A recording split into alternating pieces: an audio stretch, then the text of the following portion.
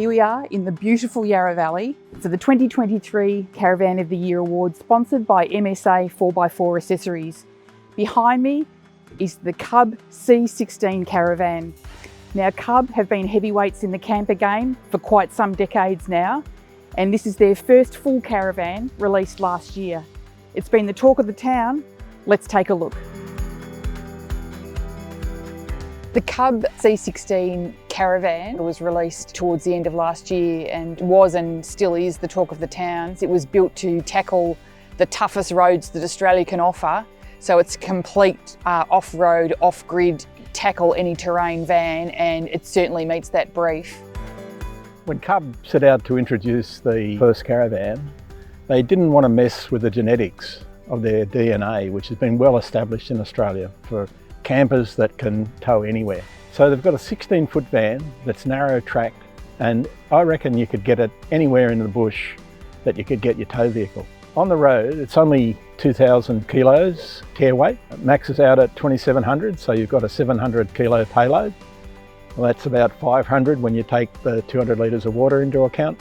Very, very suitable for most of the twin cabs that we've got around the country at the moment. We towed it with the 200 series, which in my way of thinking, perhaps a bit over the top. And we absolutely had no trouble at all. You could hardly feel it behind the vehicle. There was no sway, really good braking coming down the mountain. I can't see any problem with people with the right sort of vehicle towing that anywhere they want to go.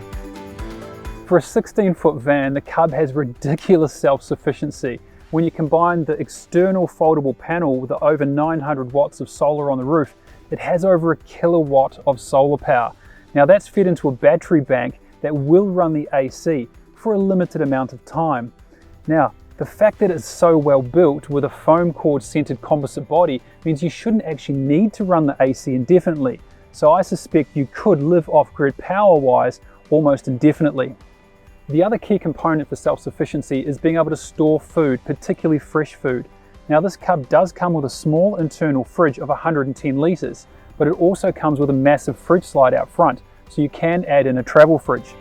A couple of features I really thought stood out. One is the external kitchen, which is just a work of engineering. I really liked the large bathroom. The other feature I really liked was the large window area inside. When you sort of lay on the bed inside the van, the bed itself is of course quite large, you get this all-round view of the surrounding countryside, and that's terrific. Once you get inside, they've made what looks like a very modern hotel apartment room.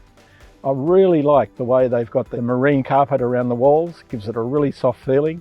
The big bed, it's not a walk-around bed, but you can get into it very easily. When you walk in, you naturally want to sit onto the lounges on the sides and pull the table over and rest there with a cup of tea in front of you and stare out the huge windows. It's a very, very livable van. The bathroom, it's a combination bathroom, but it's big and roomy. The shower doesn't splash onto the toilet. It's got plenty of ventilation, and I think you'll really love it.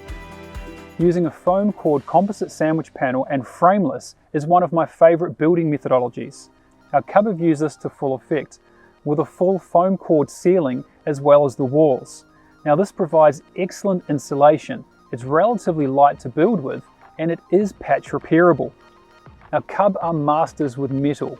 They build their own chassis as well as fold their own stainless kitchens, and the Rimex tops they use are scratch resistant and look fantastic.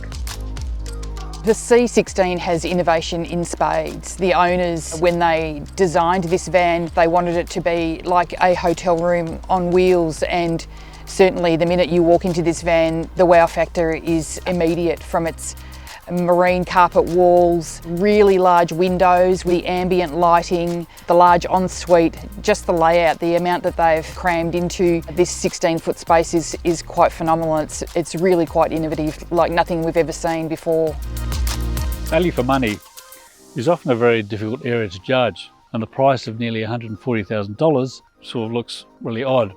But that's really deceptive, because the Cub van is very well built. It's quite impressive in the way it's laid out, its structure.